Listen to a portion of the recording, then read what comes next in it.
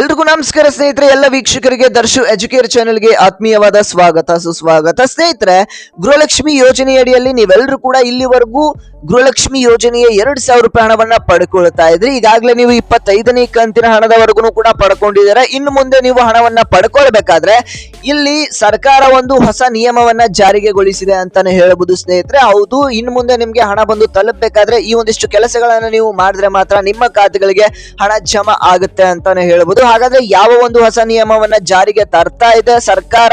ನಿಮ್ಮ ಖಾತೆಗಳಿಗೆ ಗೃಹಲಕ್ಷ್ಮಿ ಯೋಜನೆಯ 26ನೇ ಕಂತಿನ ಹಣ ಜಮಾ ಆಗ್ಬೇಕಾದ್ರೆ ಈ ಕೆಲಸವನ್ನ ನೀವು ಮಾಡ್ಲೇಬೇಕು ಸ್ನೇಹಿತರೆ.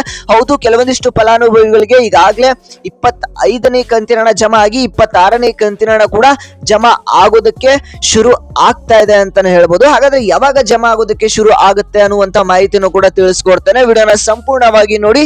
ಹಾಗೇನೆ ನಮ್ಮ ಚಾನೆಲ್ಗೆ ಮೊದಲನೇ ಬಾರಿ ಭೇಟಿ ನೀಡಿದ್ರ ಅಂತಂದ್ರೆ ಎಲ್ಲರೂ ಕೂಡ ಸಬ್ಸ್ಕ್ರೈಬ್ ಮಾಡ್ಕೊಳ್ಳಿ. ಇದೇ ರೀತಿ ಅಂತ ಅಪ್ಡೇಟ್ಸ್ ನಿಮ್ಗೆ ಸಿಗ್ತಾ ಹೋಗುತ್ತೆ. ಹಾಗೇನೆ ವಿಡಿಯೋಗೆ ಲೈಕ್ ಮಾಡೋದ್ರ ಮುಖಾಂತರ ಸಪೋರ್ಟ್ ಮಾಡಿ ಸ್ನೇಹಿತರೆ.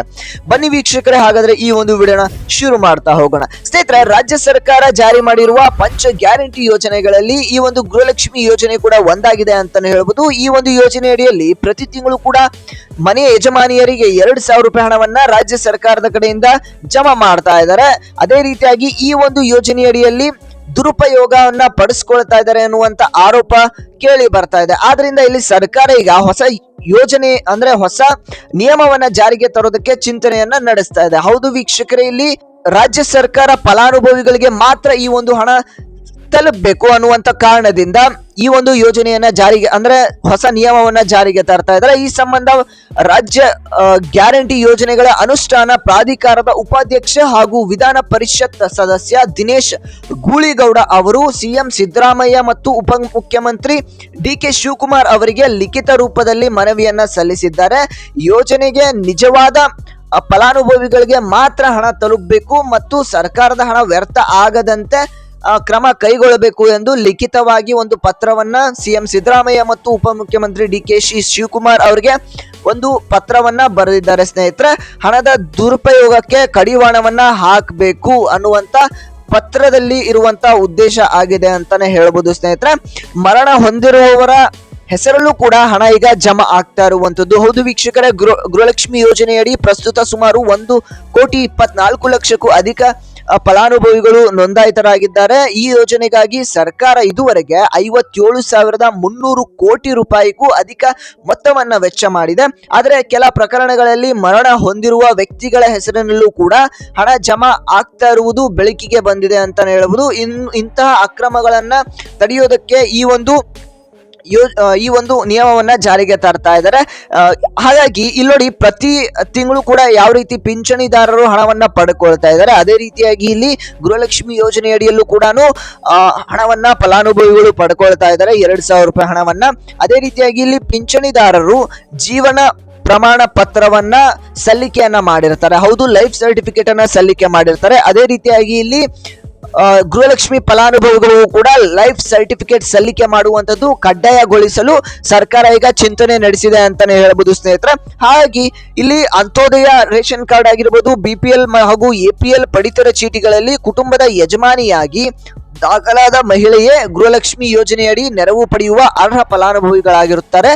ಈ ಯೋಜನೆ ಮೂಲಕ ಇದುವರೆಗೂ 1,24,00,000ಕ್ಕೂ ಅಧಿಕ ಫಲಾನುಭವಿಗಳಿದ್ದಾರೆ. ಹಾಗೇನೆ 57,300 ಕೋಟಿಗೂ ಅಧಿಕ ಆರ್ಥಿಕ ನೆರವು ಕೂಡ ವಿತರಣೆ ಮಾಡಲಾಗಿದೆ ಅಂತಾನೆ ಹೇಳಬಹುದು ಸ್ನೇಹಿತರೆ. ಹಾಗೆ ಈ ಫಲಾನುಭವಿಗಳ ಪಟ್ಟಿಯಲ್ಲಿ ಮರಣ ಹೊಂದಿರುವವರ ಹೆಸರುಗಳು ಉಳಿದುಕೊಂಡಿರುವ ಸಾಧ್ಯತೆಗಳು ಹೆಚ್ಚಾಗಿರ್ತದೆ. ಇಂತಹ ಮಾಹಿತಿಯನ್ನ ನಿಯಮಿತವಾಗಿ ಪರಿಶೀಲಿಸುವ ಅಗತ್ಯವಿದೆ. ಮರಣ ಹೊಂದಿರುವವರ ಖಾತೆಗಳಿಗೆ ಹಣ ಜಮಾ ಆಗದಂತೆ ತಡೆಯಲು ಸೂಕ್ತ ಕ್ರಮಗಳನ್ನ ಕೈಗೊಳ್ಳಲು ಈ ಒಂದಿಷ್ಟು ಚಿಂತನೆಯನ್ನ ನಡೆಸಿದ್ದಾರೆ ಅಂತಾನೆ ಹೇಳಬಹುದು. ಯಾವ ರೀತಿ ನಿವೃತ್ತಿ ಸರ್ಕಾರಿ ನೌಕರರು ಪಿಂಚಣಿ ಪಡೆಯಲು ಪ್ರತಿ ವರ್ಷ ಬ್ಯಾಂಕ್ಗಳಲ್ಲಿ ಜೀವಿತ ಪ್ರಮಾಣ ಪತ್ರ ಸಲ್ಲಿಸುವುದು ಕಡ್ಡಾಯವಾಗಿರುವಂತೆ ಗೃಹಲಕ್ಷ್ಮಿ ಯೋಜನೆಯಲ್ಲಿಯೂ ಕೂಡ ಅರ್ಹ ಫಲಾನುಭವಿಗಳಿಗೆ ಜೀವಿತ ಪ್ರಮಾಣ ಪತ್ರ ಸಲ್ಲಿಸುವ ವ್ಯವಸ್ಥೆಯನ್ನು ಜಾರಿಗೆ ತರಬೇಕು. ಇದರಿಂದ ಯೋಜನೆಯ ದುರುಪಯೋಗವನ್ನು ತಡೆಯುವ ಜೊತೆಗೆ ಪಾರದರ್ಶಕತೆ ಹೆಚ್ಚಲಿದೆ ಎಂದು ಮನವಿಯನ್ನ ಸಲ್ಲಿಸಿದ್ದಾರೆ ಅಂತಾನೆ ಹೇಳಬಹುದು ವೀಕ್ಷಕರೇ. ಈ ರೀತಿಯಾಗಿ ನೀವು ಒಂದು ಮಾಹಿತಿ ಸರ್ಕಾರದ ಕಡೆಯಿಂದ ಒಂದು ಲಭ್ಯವಾಗಿರುವಂತದ್ದು ಸ್ನೇಹಿತರೆ. ಜೀವಿತ ಪ್ರಮಾಣ ಪತ್ರವನ್ನ ನೀವು ಪಡ್ಕೊಳ್ಬೇಕಾಗತ್ತೆ. ಅದು ಯಾವ ರೀತಿ ಪಡ್ಕೊಳ್ಬೇಕು, ಯಾವ ರೀತಿ ಎಲ್ಲಿ ನೀವು ಅರ್ಜಿಯನ್ನ ಸಲ್ಲಿಕೆ ಮಾಡಬೇಕು ಅನ್ನುವಂತ ಪ್ರತಿಯೊಂದು ಮಾಹಿತಿಯನ್ನು ಕೂಡ ನಾನು ನಿಮಗೆ ಮುಂದಿನ ಒಂದಿಷ್ಟು ವಿಡಿಯೋಸ್ಗಳಲ್ಲಿ ತಿಳಿಸ್ಕೊಡ್ತಾ ಹೋಗ್ತೇನೆ. ಇದಿಷ್ಟು ಏನು ಅಂತ ಅಂದ್ರೆ ಜೀವಿತ ಲೈಫ್ ಸರ್ಟಿಫಿಕೇಟ್ ಅನ್ನ ನೀವು ಮಾಡಿಸ್ಕೊಳ್ಬೇಕು ಅನ್ನುವಂತ ಹೊಸ ನಿಯಮವನ್ನ ಇಲ್ಲಿ ರಾಜ್ಯ ಸರ್ಕಾರ ಜಾರಿಗೆ ಗೊಳಿಸ್ತಾ ಇದೆ ಅಂತಾನೆ ಹೇಳ್ಬೋದು ಸ್ನೇಹಿತರೆ.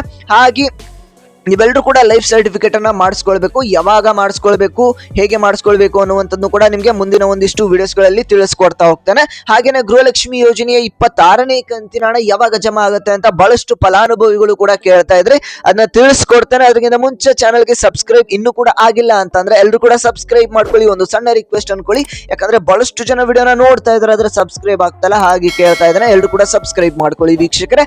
ಹಾಗೇನೆ ಈ ಒಂದು ವಿಡಿಯೋಗೆ ಲೈಕ್ ಮಾಡೋದು ಮರ್ತಿದೆ, ಈಗಲೇ ಲೈಕ್ ನ ಮಾಡ್ಕೊಳ್ಳಿ. ಈ ಒಂದು ವಿಡಿಯೋಗೆ ಒಂದು 300 ಲೈಕ್ಸ್ ಅನ್ನ ಕೇಳ್ತಾ ಇದ್ದಾನೆ. ಬೇಗ ಲೈಕ್ ಮಾಡಿ. ಇನ್ನು ಕೂಡ 300 ಲೈಕ್ ಆಗಿಲ್ಲ ಅಂದ್ರೆ ಎಲ್ಲರೂ ಕೂಡ ಲೈಕ್ ಮಾಡಿ ಕಂಪ್ಲೀಟ್ ಮಾಡಿ. ಓಕೆ ವೀಕ್ಷಕರ, ವಿಡಿಯೋನ ಮುಂದುವರಿಸ್ತಾ ಹೋಗೋಣ ಸ್ನೇಹಿತರೆ. ಗೃಹಲಕ್ಷ್ಮಿ ಯೋಜನೆಯ 26ನೇ ಕಂತಿನ ಹಣ ಕೂಡ ಇನ್ನು ಯಾವ ಒಂದು ಫಲಾನುಭವಿಗಳಿಗೂ ಕೂಡ ಜಮಾ ಆಗಿಲ್ಲ ಅಂತಾನೆ ಹೇಳ್ಬೋದು. ಈವರೆಗೆ 25ನೇ ಕಂತಿನ ಹಣ ಕೂಡ ಇನ್ನೂ ಕೂಡ ಕೆಲವೊಂದಿಷ್ಟು ಫಲಾನುಭವಿಗಳ ಖಾತೆಗಳಿಗೆ ಜಮಾ ಆಗ್ತಾ ಇದೆ. 25ನೇ ಕಂತಿನ ಹಣ ಆಲ್ಮೋಸ್ಟ್ 80% ಫಲಾನುಭವಿಗಳಿಗೆ ಬಂದು ತಲುಪಿದೆ ಅಂತಾನೆ ಹೇಳ್ಬೋದು. ಇನ್ನು ಉಳಿದಿರ್ತಕ್ಕಂಥ ಫಲಾನುಭವಿಗಳಿಗೆ ಈಗ ಜಮಾ ಆಗ್ತಾ ಇರುವಂತದ್ದು. ಹಾಗೇನೆ 26ನೇ ಕಂತಿನ ಹಣ ಕೂಡ ಅತಿ ಶೀಘ್ರದಲ್ಲೇನೆ ಜಮಾ ಆಗುತ್ತೆ ಅಂತಾನೆ ಹೇಳ್ಬೋದು. ಯಾಕಂದ್ರೆ ಖುದ್ದಾಗಿ ಲಕ್ಷ್ಮಿ ಹೆಬ್ಬಾಳ್ಕರ್ ಅವರನ್ನೇ ಒಂದು ಅಪ್ಡೇಟ್ ಅನ್ನ ನೀಡಿದ್ದಾರೆ. ಗೃಹಲಕ್ಷ್ಮಿ ಯೋಜನೆಯ ಫಲಾನುಭವಿಗಳಿಗೆ ಈಗಾಗಲೇ 2 ಕಂತಿನ ಹಣವನ್ನ ರಿಲೀಸ್ ಮಾಡಿದ್ದೇವೆ ಅಂತ. 25ನೇ ಕಂತಿನ ಹಣ ಜಮಾ ಆಯ್ತು. ಈಗ ಉಳಿದಿರ್ತಕ್ಕಂಥದ್ದು 26ನೇ ಕಂತಿನ ಹಣ ಆದಷ್ಟು ಬೇಗ ನಿಮ್ಮ ಖಾತೆಗಳಿಗೆ ಇನ್ನು 5 ರಿಂದ 6 ದಿನಗಳಲ್ಲಿ ಜಮಾ ಆಗುವಂತ ಚಾನ್ಸಸ್ ಹೆಚ್ಚಾಗಿ ಇರುವಂತದ್ದು ವೀಕ್ಷಕರೇ. ಹಾಗೆ ಸ್ವಲ್ಪ ವೇಟ್ ಮಾಡಿ. ನಿಮ್ಮ ಖಾತೆಗಳಿಗೆ ಎಷ್ಟು ಕಂತಿನ ಹಣ ಜಮಾ ಆಗಿದೆ ಆಗಿಲ್ಲ ಅನ್ನುವಂಥದ್ದು ತಪ್ಪದೆ ಎಲ್ಲರೂ ಕೂಡ ನಿಮ್ಮ ಒಂದು ಜಿಲ್ಲೆಯ ಜೊತೆಗೆ ಕಮೆಂಟ್ ಮಾಡಿ ಸ್ನೇಹಿತರೆ. ಇದಿಷ್ಟು ಇವತ್ತಿನ ಒಂದು ಮಾಹಿತಿ ಆಗಿತ್ತು. ಹಾಗೇನೆ ಮತ್ತೆ ಮುಂದಿನ ಒಂದಿಷ್ಟು ವಿಡಿಯೋಸ್ಗಳಲ್ಲಿ ನಿಮಗೆ ಇಂಪಾರ್ಟೆಂಟ್ ಅಪ್ಡೇಟ್ಸ್ ಅನ್ನ ನೀಡ್ತೇನೆ ಅಂತ ಹೇಳ್ತಾ ನಾನು ಮತ್ತೆ ಮುಂದಿನ ಒಂದು ವಿಡಿಯೋದಲ್ಲಿ ಸಿಗ್ತೇನೆ ವೀಕ್ಷಕರೇ.